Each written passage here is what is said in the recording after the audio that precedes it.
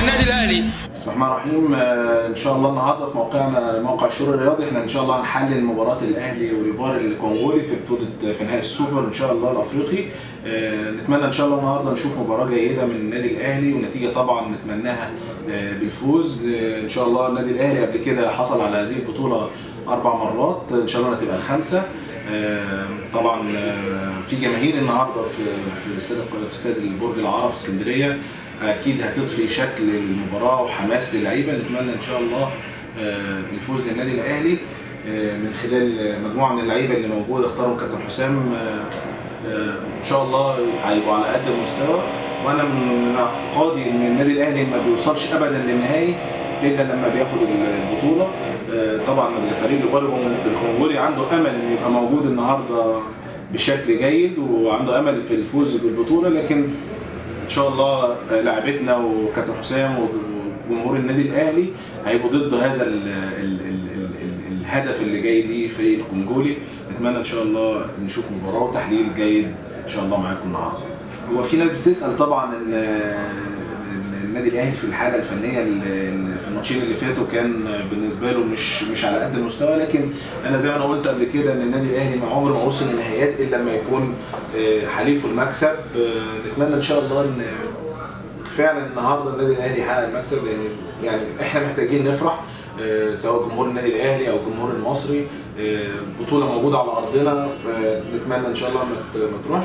انا توقعي النهارده يعني ان كابتن حسام مش هيغير في تشكيلته، هيبتدي دايما زي ما كان في مباراه تليفونات بني سويف بالشريف اكرامي كحارس مرمى، ووائل جمعه ومحمد نجيب في خط الظهر، وشير عبد الفضيل واحمد شديد قناوي وعبد الله سعيد وبركات وربيعه وحسام عاشور، وقدام هيبقى احمد عبد الظاهر والسيد حمدي. ودول اعتقد هي المجموعه اللي لعبت في ماتش تليفونات بني سويف اللي كسب فيها النادي الاهلي 1-0.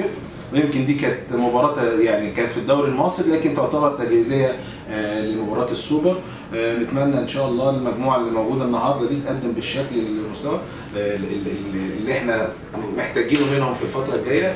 عندنا مجموعه من اللعيبه اللي هتبقى موجوده احتياطي، منهم عماد متعب وشهاب وتريزيجيه ودومينيك واحمد شكري وسعد سمير، دول اللي هيبقوا موجودين في الاحتياطي. اعتقد ان كابتن حسام عنده يعني اوراق رابحه كتير، منهم طبعا متعب وتريزيجيه وشهاب، وفي اوقات بيعتمد ساعات في النزول لما بيبقى محتاج حد في نص الملعب يلعب كوره زي احمد شكري، ولو محتاج حد في الخطوط الاماميه سريع لو احتاجها في بعض الاوقات هيبقى مثلا دومينيك هو اكتر واحد مؤهل للموضوع ده. نتمنى ان شاء الله ان اي واحد يبقى موجود منهم في الملعب في حاله نزوله يؤدي بالشكل المظبوط ويساعد الفريق واللعيبه اللي موجوده في الفوز على فريق ليبار الكونغولي.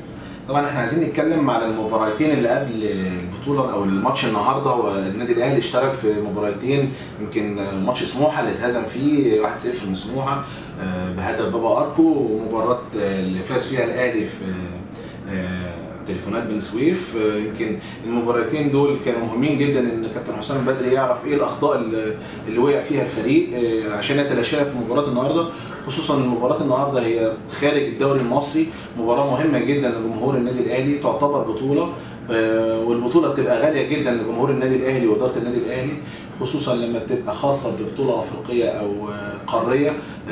يمكن اكيد كابتن حسام شاف ان كان في غياب احمد عبد الظاهر ابتدى يشترك من خلال مباراه تليفونات بني سويف، ودي كانت تاهيل ليه، لكن انا برضو شايف ان احمد عبد الظاهر كان محتاج شويه مباريات او يلعب قبل كده بحيث ان هو يشترك في مباراه مهمه زي النهارده. نتمنى ان يبقى وصل للفورمه بتاعته بحيث يبقى احمد عبد الظاهر من الصفقات اللي جابها النادي الاهلي عشان يعتمد عليها في بطوله زي دي. يعني نتمنى ان النهارده ان شاء الله النادي الاهلي يستفاد بكل لعيب وبكل فرد موجود جوه الفريق. كابتن حسام طبعا حط التشكيله دي على اساس الفنيات اللي موجوده من اللعيبه والحاله الفنيه والبدنيه ليهم.